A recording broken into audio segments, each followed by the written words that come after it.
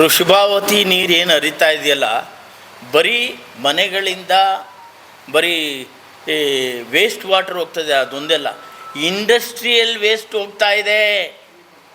Industrial waste, ಕೆಮಿಕಲ್ನಲ್ಲಿ ಕೂಡಿರ್ತಕ್ಕಂಥ waste ಹೋಗ್ತಾ ಇದೆ. ಅದನ್ನು ನೀವು ಹರಿಸಿದ್ರೆ ಇಲ್ಲಿ ಇರ್ತಕ್ಕಂಥ ಜನ ಏನಾಗಬೇಕು, ಅದ್ರ ಬಗ್ಗೆ ನಾನು ಭಾಳ ವಿವರವಾಗಿ ಬೇಕಾದ್ರೆ ನಂತರ ನಾನು ಮಾತಾಡ್ತೀನಿ. ದಯವಿಟ್ಟು ಯಾವುದೇ ಕಾರಣಕ್ಕೂ ಆ ನೀರು ನಮಗೆ ಬೇಡ, ಇಷ್ಟೇ ವಿಷಯ. ಎರಡನೇ, ತಾವು ಹೇಳಿದ್ರಿ, ನಾನು 2014ರಲ್ಲಿ 2 ಎಕರೆ ಜಮೀನನ್ನು ನಮ್ಮ ಸಿವೇಜ್ ಮಾಡೋದಕ್ಕೆ, ನೆಲಮಂಗಲ ಡ್ರೈನೇಜ್ ಮಾಡೋದಕ್ಕೆ 2 ಎಕರೆ ಜಮೀನನ್ನು ನಾವು UGDಯಿಂದ ಸ್ಯಾಂಕ್ಷನ್ ಮಾಡಿ ಇಟ್ಟಿದ್ದೀನಿ. ತಮಗೆಲ್ಲ ಗೊತ್ತಿದೆ, ಅವತ್ತು ನಾವು ಇದ್ರ ಬಗ್ಗೆ ಮಾತಾಡಿದ್ದೀವಿ. 25 ಕೋಟಿ ಸ್ಯಾಂಕ್ಷನ್ ಆಗಿಬಿಟ್ಟಿದೆ, ನಾಳೆಯಿಂದನೇ ಪ್ರಾರಂಭ ಮಾಡ್ತೇನೆ ಅಂತಕ್ಕಂಥ ಮಾತನ್ನು ಹೇಳಿದ್ರಲ್ರಿ ನೀವು ಮಿಸ್ಟರ್ ಶಾಸಕರೇ. ಎಲ್ಲಿ UGD ಎಲ್ಲೋಯ್ತು? 2.5 ವರ್ಷ ಆಯ್ತು. ಇವತ್ತು ಭಾಳ ಮುಖ್ಯವಾಗಿ ಬೇಕಾಗಿರ್ತಕ್ಕಂಥದ್ದು ನಮಗೆ UGD. ಅದನ್ನು ಮಾಡಿ ನೀವು. ಅದ್ರ ಬದಲು ನೀವು ಅದ್ರ ಜೊತೆಲೇ ಋಷಭಾವತಿ ಕೊಳಚೆ ನೀರನ್ನ ತಂದು ಬಿಡ್ತಾ ಇದ್ದೀರಲ್ಲ, ಇದು ಸರಿನಾ? ನೀವು ಉದ್ದೇಶದಿಂದ ಜಿಲ್ಲಾಧಿಕಾರಿಗಳು ಅವತ್ತು 4 ಎಕರೆ 14 ಗುಂಟೆ ಜಮೀನನ್ನು ಸ್ಯಾಂಕ್ಷನ್ ಮಾಡ್ಕೊಂಡು ಕೊಟ್ಟರು.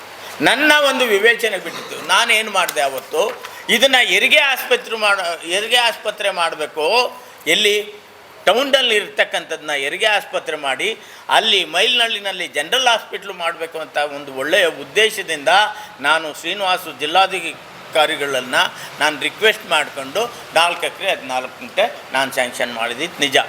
ಅವತ್ತು KHSRDP ನನಗೆ 30 ಕೋಟಿ ನಾವು ಸ್ಯಾಂಕ್ಷನ್ ಮಾಡಿದ್ದೀವಿ, ಪೂಜೆ ಮಾಡಿ ಅಂತ ಹೇಳಿದ್ರು. ಅಷ್ಟೊತ್ತಿಗೆ ನಮ್ಮದು ಎಲೆಕ್ಷನ್ ಪ್ರಾರಂಭ ಆಯಿತು, ಆದ್ದರಿಂದ ನಾನು ಪೂಜೆ ಮಾಡಲಿಲ್ಲ. 2024ರಲ್ಲಿ ಅವರು ಅನುಮೋದನೆ ಆಗಿದೆ. ನಾನು ಯಾವುದಕ್ಕೂ ಇಲ್ಲ ಅಂತ ಏನಲ್ಲ, ಅಮೌಂಟ್ ಸ್ಯಾಂಕ್ಷನ್ ಆಗಿದೆ 2024 ನಿಜ. ಆದರೆ ಆಸ್ಪತ್ರೆಗೆ ಜಾಗ ಸ್ಯಾಂಕ್ಷನ್ ಮಾಡಿದವ್ರು ಯಾರು ಪೀರಿಯಡ್ನಲ್ಲಿ ಆಯಿತು? ನಾನು ರಾಜೀನಾಮೆ ಕೊಟ್ಬಿಡ್ತೀನಿ ಅಂತಿದ್ದಲ್ಲಪ್ಪ, ಮಾಡಿ ಇವಾಗ ರಾಜೀನಾಮೆ. ನೀವು ಇವಾಗ ಬೇಗೂರಿಗೆ ಹೋಗಿದ್ದೀರಿ, ನೀವು ಬೇಗೂರಿನಲ್ಲಿ ಸರ್ವೆ ನಂಬರ್ 249ರಲ್ಲಿ ನಾನು ಕೊಡ್ತಾಯಿದ್ದೀನಿ ಅಂತ ಹೇಳಿದಿರಿ. ಆ ಸರ್ವೆ ನಂಬರ್ನಲ್ಲಿ ಹಿಂದೆ ಸುಮಾರು 8-10 ವರ್ಷಗಳ ಹಿಂದೆ ನೀವು ಫ್ರೀ ಸೈಟ್ ಕೊಡೋದಕ್ಕೆ 1.5 ಎಕರೆ ಕೊಟ್ಟಿದ್ದೀರಿ. ಹತ್ರ ರೆಕಾರ್ಡ್ ತೊಗೊಳ್ಳಿ ನೀವು. ಎರಡನೇದು, ಅದರದ್ದು ಕೇಸ್ ಕೂಡ ನಡೀತಾ ಇದೆ. ಒಬ್ಬರು ಬ್ರಾಹ್ಮಣರಿಗೆ ಗ್ರ್ಯಾಂಟ್ ಆಗಿರ್ತಕ್ಕಂಥ ಜಮೀನು, ಅದೆಲ್ಲ ಬಿಟ್ಬಿಟ್ಟು ಸ್ವಾಮಿ ನೀವು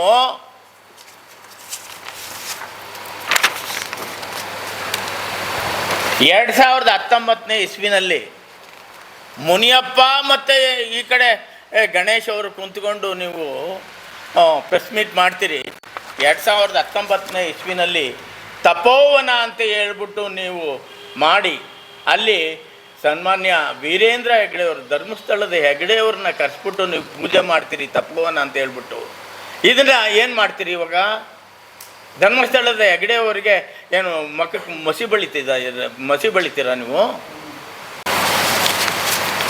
2021-22ರಲ್ಲಿ ನಾನು ಶಾಸಕನಾಗಿದ್ದೆ. 31/3/2022ರಲ್ಲಿ ಶ್ರೀನಿವಾಸ್ ಅಂತ ಹೇಳ್ಬಿಟ್ಟು ಜಿಲ್ಲಾಧಿಕಾರಿಗಳಿದ್ದರು.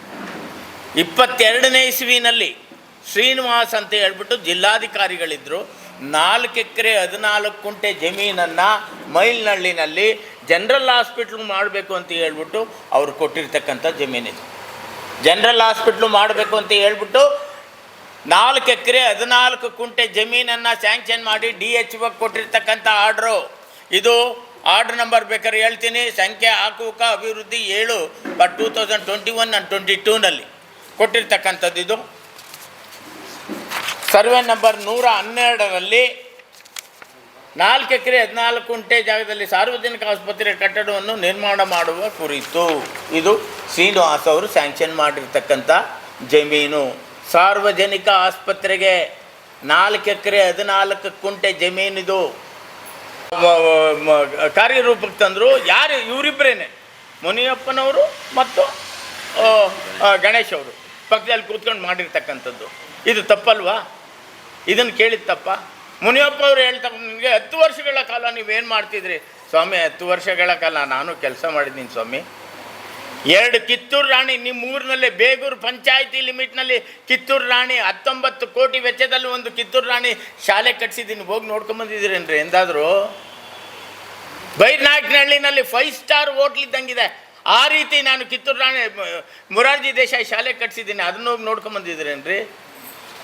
ಭಾಳ ರಿಮೋಟ್ ಪ್ಲೇಸ್ ಅಂತ ಹೇಳ್ಬಿಟ್ಟು ನಾನು ನಮ್ಮ ಸೋಲೂರಿನಲ್ಲಿ ಬಾಣವಾಡಿನಲ್ಲಿಗೆ ಒಂದು ಕಿತ್ತೂರು ರಾಣಿ ಚೆನ್ನಮ್ಮ ಶಾಲೆ ಕೊಟ್ಟಿದ್ದೀನಿ. ಅದನ್ನು ಹೋಗಿ ನೋಡ್ಕೊಂಬಂದಿದ್ದೀರೇನ್ರಿ? ನೆಲಮಂಗಲಕ್ಕೆ ನಗರಸಭೆ ತಂದವ್ರು ಯಾರು ಸ್ವಾಮಿ? ಯಾರು ಇರಲಿಲ್ವಾ? ಡಬಲ್ ರೋಡ್ ಮಾಡಿಸಿ ಇವತ್ತು ನೀವು ಲೈಟ್ ಹಾಕೋಕ್ಕಾಗ್ತಾ ಇಲ್ಲ. ಆ ಕಡೆ ಈ ಕಡೆ ಫೇವರ್ಸ್ ಹಾಕ್ಸ್ಬಿಟ್ಟು 17 ಕೋಟಿ ರೂಪಾಯಿ ಮುಂಡಾಯಿಸಿದಿರಲ್ಲ, ಅದು ಸರಿನಾ? ನೀವು ಯಾವುದೇ ಕಾರಣಕ್ಕೂ ಇಲ್ಲಿ ನಮ್ಮ ಜಗದೀಶ್ ಚೌಧರಿ ಅವ್ರು ಕೂತಿದ್ದಾರೆ. ದಾಬಸ್ಪೇಟೆಯಲ್ಲಿ ಬಸ್ ಸ್ಟ್ಯಾಂಡ್ ಆಗಿ ಎಷ್ಟು ವರ್ಷ ಆಯ್ತು ರೀ? ಇಂಥವರೆಗೂ ನೀವು ಅಲ್ಲಿ ಕೆಲಸ ಕಾರ್ಯಗಳನ್ನ ನೀವು ಪ್ರಾರಂಭ ಮಾಡಿಲ್ವಲ್ಲ. ಯಾಕೆ? ಬೇರೆಯವ್ರಿಗೆ ಕಾಂಟ್ರಾಕ್ಟ್ ಸಿಕ್ಕಿದೆ ಅಂತ ಇದನ್ನು ಮಾಡ್ಬೋದಾ ನೀವು? ನೀವು ಕಾಂಟ್ರಾಕ್ಟ್ ಮಾಡಂಗಿದ್ರೆ ಮಾತ್ರ ಜಲ್ದಿ ಕೆಲಸಗಳು ಆಗಬೇಕು. ಏನು ತ್ಯಾಮಗಂಡ್ಲ ರೋಡ್ ಇವ್ರು ಮಾಡಿಸಿದ್ರಾ? ನಾನು ಮಾಡಿಸಿದಿತ್ತು. ಗೊಲ್ಲಹಳ್ಳಿ ರೋಡ್ ಇವ್ರು ಮಾಡಿಸಿದ್ರಾ? ನಾನು ಮಾಡಿಸಿದಿತ್ತು. ಇನ್ನೇನು ಇವರ ಸಾಧನೆ? ಕಾವೇರಿ ನೀರು ತಂದುಬಿಡ್ತೀನಿ ಅಂತ ಅಂದರು. ಯಾವುದು ಹೇಮಾವತಿ ನೀರು ತಂದುಬಿಡ್ತೀನಿ ಅಂತ ಅಂದರು. ಅದ್ರ ಜೊತೆಲಿ ನಮ್ಮ ಇದು ಯಾವುದು ಎತ್ತಿನಹೊಳೆ ತಂದುಬಿಡ್ತೀನಿ ಅಂತಂದರು. ಎತ್ತಿನಹೊಳೆ ಎಲ್ಲ ವಿಲೇಜ್ ಮೇಲೆ ಹಾಸಿ ಪೈಪ್ ಹರಿದು ಹೋಗಿದೆ ಅಲ್ಲ ಸ್ವಾಮಿ. ಅದೇ 64 ಕೆರೆ ಒಳಗೆ ಅದನ್ನೇ ಕೊಡಿಸಿ ನಿಮ್ಮನ್ನು ಕೊಂಡಾಡ್ತೀವಿ, ನಿಮ್ಮನ್ನು ಮೆರವಣಿಗೆ ಮಾಡ್ತೀವಿ. ನಿಮ್ಮನ್ನು ನೆಲಮಂಗಲಕ್ಕೆ ನೀರು ಕೊಟ್ಟರೆ ಆ ಕೆಲಸ ಮಾಡಿ. ನೀವು ಅದನ್ನು ಮಾಡಲ್ಲ, ಇದನ್ನು ಮಾಡಲ್ಲ, ಏನು ಮಾಡಲ್ಲ, ಬರೀ ಕಾಂಟ್ರಾಕ್ಟ್ ಮಾಡ್ಕೊಂಡು ನೀವು ನಿಮ್ಮ ಜೊತೆಗೆ ಯಾರೋ ಹೇಳ್ತಾ ಇದ್ರು ಏನೋ ಪರ್ಸೆಂಟೇಜ್ ತೊಗೊಂಬಿಟ್ರು ಡಾಕ್ಟ್ರು, ಅದು ಬರ್ತಿರ್ಲೇ ಇಲ್ಲ ಪೂಜೆಗೆ ಅಂತ. ಯಾರಾದರೂ ಒಬ್ಬರು ಬಂದು ಹೇಳಿ. ನಮ್ಮ ಕಾರ್ಯಕರ್ತರಿಗೆ 50 ಕೋಟಿ ಕೊಟ್ಟಿದ್ದರು ಮುಖ್ಯಮಂತ್ರಿಗಳು. ಕಾರ್ಯಕರ್ತರಿಗೆ 5 ಲಕ್ಷ ಆಗಿ ಹಂಚ್ಕೊಂಡು ನೀವೇ ಕೆಲಸ ಮಾಡಿಕೊಂಡ್ರಪ್ಪ ಅಂತ ಕೊಟ್ಟಿರ್ತಕ್ಕಂಥವನ್ನ. ನಾನು ನೆಲಮಂಗಲಕ್ಕೆ ಮೆಡಿಕಲ್ ಆಫೀಸರ್ ಆಗಿ ಬಂದು 92 ನವಂಬರ್ 20ನೇ ತಾರೀಕು ಮೊದಲಕೋಟೆಯಲ್ಲಿ ನಾನು ಮೆಡಿಕಲ್ ಆಫೀಸರ್ ಆಗಿದೆ. ನಂತರ ಜನರಲ್ ಹಾಸ್ಪಿಟಲ್ ನೆಲಮಂಗಲದಲ್ಲಿ 2000ನೇ ಇಸ್ವಿಗೆ ಮೆಡಿಕಲ್ ಆಫೀಸರ್ ಆಗಿ ಬಂದೆ. ನಂತರ 2007ರಲ್ಲಿ ನಾನು ತಾಲೂಕು ಹೆಲ್ತ್ ಆಫೀಸರ್ ಆಗಿದೆ. ಆಗ 2016-11-2006 ಮತ್ತು 25-1-2007ರಲ್ಲಿ 50 ಬೆಡ್ಡಿಂದ 100 ಬೆಡ್ ಆಗಿರ್ತಕ್ಕಂಥಕ್ಕೆ ನಮ್ಮಲ್ಲಿ ಇರ್ತಕ್ಕಂಥ ರೆಕಾರ್ಡ್ ಇದೆ. ನೆಲಮಂಗಲ ಆಸ್ಪತ್ರೆಯನ್ನು ಮೇಲ್ದರ್ಜೆಗೆ ಏರಿಸಿತ್ತಂತು. ಆಗ ನಾನು KGMOA ಅಂದರೆ ಕರ್ನಾಟಕ ಗೌರ್ಮೆಂಟ್ ಮೆಡಿಕಲ್ ಆಫೀಸರ್ಸ್ ಅಸೋಸಿಯೇಷನ್ಗೆ ಥ್ರೂ ಔಟ್ ಸ್ಟೇಟ್ಗೆ ನಾನು ಜನರಲ್ ಸೆಕ್ರೆಟರಿ ಆಗಿದ್ದೆ. ಇದನ್ನು ನಾವು ಭಾಳ ಕಷ್ಟಪಟ್ಟು 50 ಹಾಸಿಗೆಯಿಂದ 100 ಹಾಸಿಗೆಯನ್ನು ಮೇಲ್ದರ್ಜೆಗೆ ಏರಿಸಿರ್ತಕ್ಕಂಥದ್ದು ರೆಕಾರ್ಡ್ ಇವತ್ತು ನಿಮಗೆ ಕೊಡ್ತಾ ಇದೆ ಅಂತ ಹೇಳ್ಬಿಟ್ಟು ಅನುಮೋದನೆ ಆಗಿರಲಿಲ್ಲ. ಈ ಒಂದು ಯೋಜನೆಗೆ ಅನುಮೋದನೆ ಯಾರೂ ಕೊಟ್ಟಿರಲಿಲ್ಲ.